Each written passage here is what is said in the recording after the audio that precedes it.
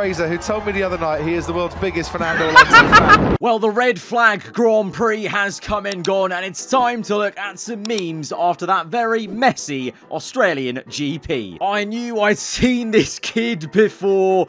This matches up so well. Robert Schwartzman, guest for Ferrari on the pit wall, caught on the F1 feed, doing the exact meme. It's actually, even the bone structure of his face matches this kid. Oh, what a banger. Thank you, Oscar, for signing the some guy printed out Piastri's I understand without my agreement tweet and got him to sign it. What a legend. Legendary stuff. I mean, to be fair, Oscar put himself in the history books of F1 when it comes to like messy contracts or team moves with that tweet, because I don't think we've ever seen anything like that from any driver in any kind of transfer fiasco. So there's been a second red flag. Oh no, just the look of horror behind his eyes, in the same way that probably a lot of the team principals' eyes were in horror, all the drivers as well, because you just knew, especially with that last one with what, 2 laps to go, nothing to lose, of course it was going to look like an F1 game open lobby. French workers deciding to collectively strike 2023. This might be the winner of today, to be honest. I can just hear, like, if Top Gear analysed this, Jeremy Clarkson, they're on strike. They're just on strike. That's what the French do. They just refuse to do any more work. The red flag took them over the prescribed minutes that they were told they were going to work today on the Friday, and they had enough. Welcome back, team. It's disappointment day for Ferrari are having a... I mean, this man is having a shocker. He can't get any luck in this season so far. He is, I'm pretty sure now, he's actually behind or equal on points with Nico Hülkenberg in the Haas as a Ferrari driver. Sad, sad times indeed. If you woke up at 6 AM as a Leclerc fan, you wasted your time. Leaked picture from Verstappen's bar, just sim racing all the time. We know how much Max loves a good sim race. Absolutely doing some bits at the Sebring one recently. I think he won like 7 races in a row or whatever on iRacing recently. Potentially, I think reports where he got a sim set up in his private jet or whatever. Wouldn't be surprised. He just requests there's a sim rig so he can just sit down on the can and he can still do some lap. He's just making sure he can get that 8-second gap easily this year. New kangaroo species spotted in Melbourne. That's smoother though, you know. I mean, he did do it like a kangaroo. That's literally how a kangaroo looks when they're jumping about. But that was smooth stuff there. We might have a new smooth operator in F1. Oh, here's an update. Sir, there's been a 3rd red flag. It had to be updated because that was done clearly after the 2nd red flag. No, 3 red flags, sir. It really did look like a My Team Career Mode of mine episode, playing out in real life. 3 safety cars, all caps, 3 red flags, utter chaos, Alpine civil war. Mullet Verstappen has arrived at Albert, but this was a look for Max. I think low-key, look, this might be crazy talk. Low-key kind of suits him, makes him look a bit more, you know, a bit friendly, a bit more approachable, likable, you know, just because he's such a serious bloke anyway to himself, very ruthless as a racer, of course. Having a little bit of party at the back would not be a bad thing for Mullet Verstappen. Pain, yeah, this was, well, yeah, as I was saying, just... what must he be thinking? He's left the Ferrari car early 2 times already this season out of 3, and the other time he got screwed over by the safety car and Ferrari had no pace. So there has been no glimmering light for this man whatsoever. Even his teammate had misery today with the whole penalty debacle. L plan in action. I nearly read that as L Pain in action because it really is just expectations. In reality is just, it's just Alonso 3 across the board pretty much. To be fair, that would be some kind of record probably of consistently getting podiums every single race, and it's the same exact position. But I'm sure Fernando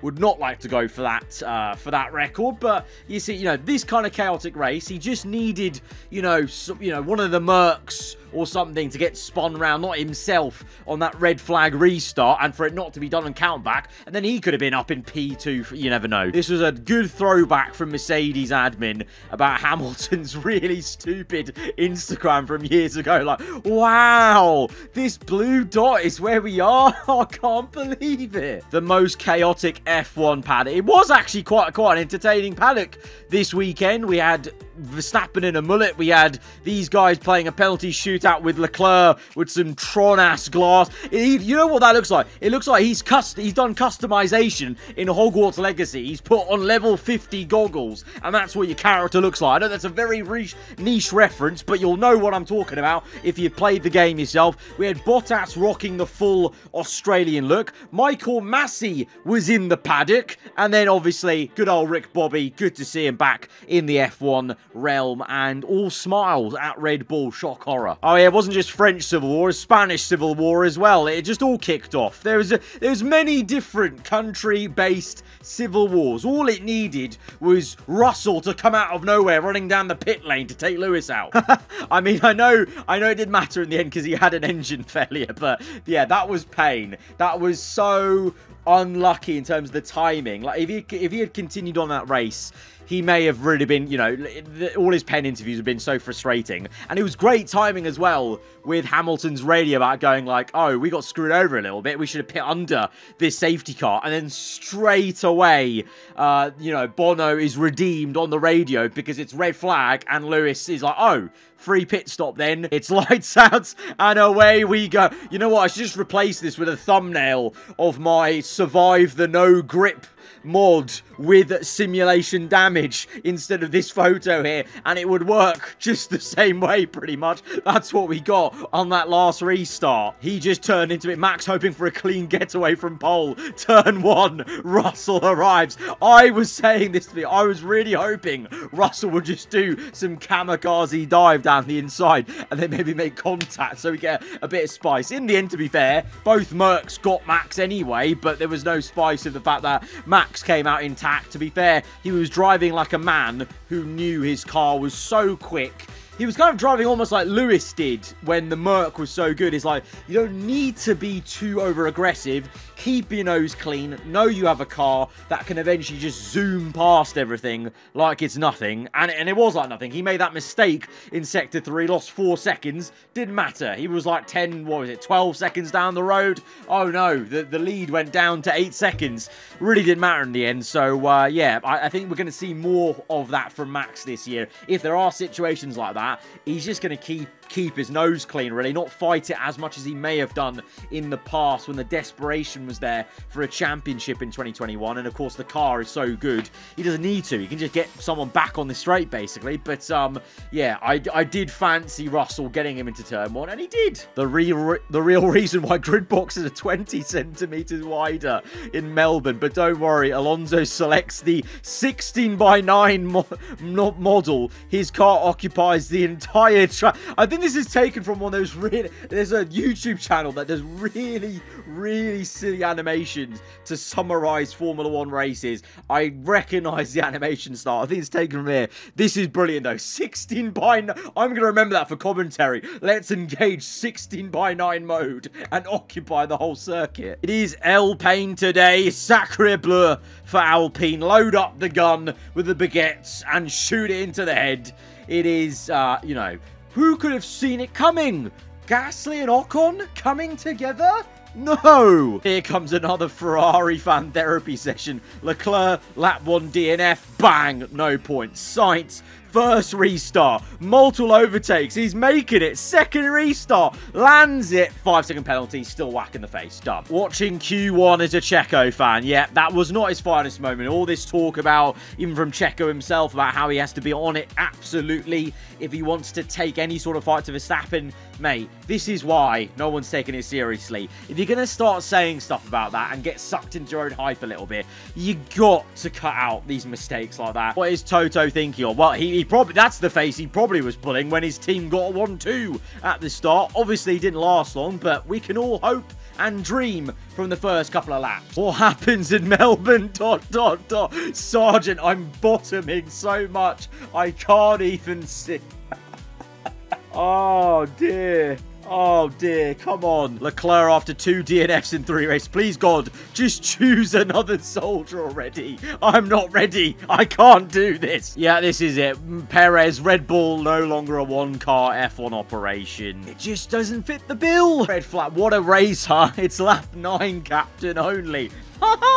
We've already had so much. What more can we take? Red car finds the beach. Carlos, no. Oh, what? Oh, sorry. Force of habit. Force of habit. Oh, Alfa Romeo with the good content as well on Twitter. We give up. The Australian race result is just this. P question mark. Who knows? Who knows? Because of all that kerfuffle, counting back after the red flag, then doing it again.